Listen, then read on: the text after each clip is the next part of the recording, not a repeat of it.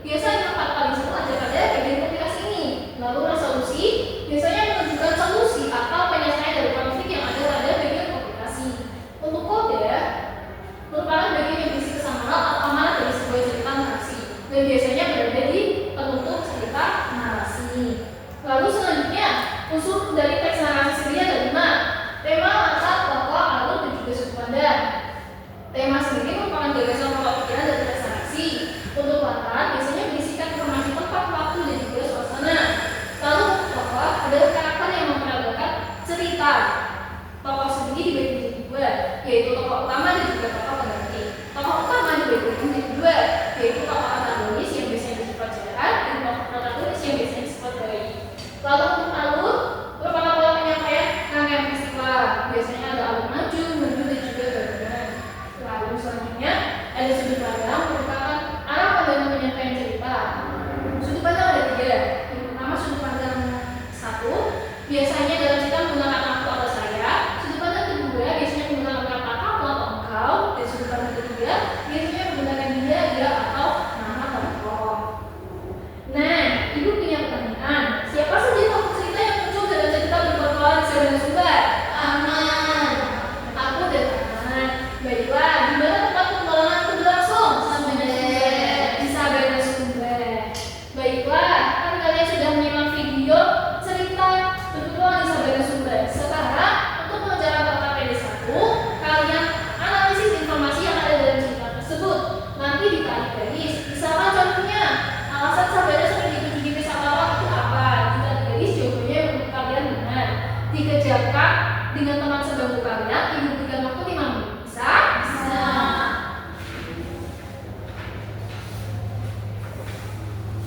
Sudah selesai mengerjakan semuanya? Sudah.